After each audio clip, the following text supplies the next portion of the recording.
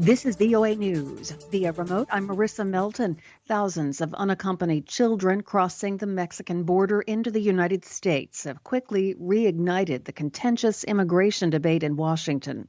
Republicans and Democrats are at odds over who's to blame for what both parties describe as a crisis.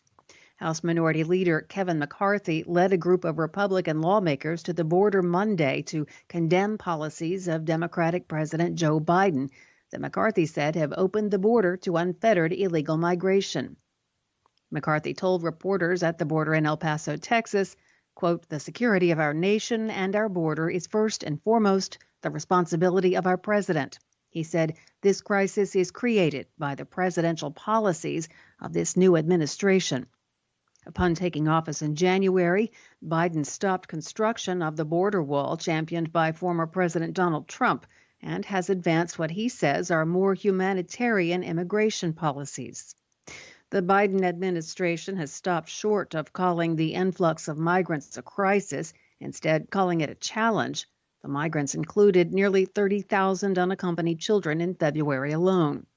The Biden administration has been hard-pressed to keep thousands of impoverished Guatemalan, Honduran, and Salvadoran migrants from traveling on a dangerous trek through Mexico to what they believe will be a safer, more prosperous life in the United States.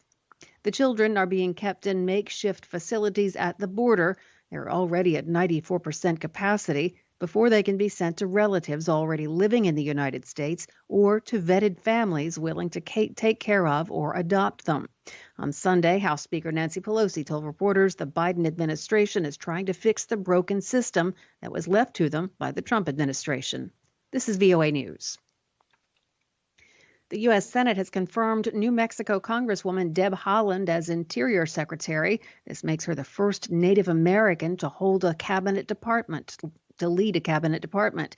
Democrats and tribal groups are praising Haaland's confirmation as historic. For the first time, a Native American will lead the powerful department where decisions on relations with the nearly 600 federally recognized tribes are made.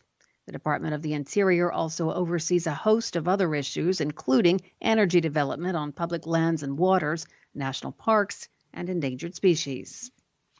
In a message posted on his Instagram account, Kremlin critic and Russian opposition politician Alexei Navalny is being held in a prison camp in Russia's Vladimir region, northeast of Moscow, that is known for its strict control of inmates.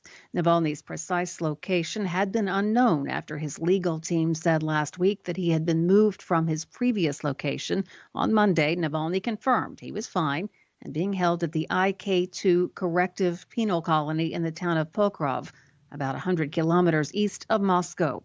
Navalny, who's 44, is one of President Vladimir Putin's most prominent critics. He was jailed earlier this year for parole violations in a decision that the West has condemned as politically motivated. He's due to serve out a 2.5-year sentence and is only able to communicate with the outside world via his lawyers. Haitian rights activists, a former ambassador to the country, and civil society groups are pressing the United States government to drop its support for a plan by Haiti's president to hold a referendum and elections at a time of rising violence and kidnappings in the country. Two members of Haitian civil society, a former U.S. ambassador to Haiti, and the leader of a Haitian American nongovernmental organization working on immigration issues, testified before American lawmakers Friday, saying no elections can be held because the Haitian Provisional Electoral Council lacks credibility and gang violence is rising. The panel urged officials not to support Haitian President Jovenel Moïse's plan to hold a constitutional referendum in June, followed by legislative and presidential elections in September and November of this year. Oscar nominations were announced Monday, and history has been made in the Best Director category. For the first time, 2 women were nominated in the same year, Chloe Zhao for Nomadland and Emerald Fennell for Promising Young Woman. Zhao is also the first woman of Asian descent to be nominated for Best Director. The other 3 Best Director nominees are David Fincher for Mank, Isaac Chung for Minari, and Thomas Vinterberg for Another Round. Via remote, I'm Marissa Melton, VOA News.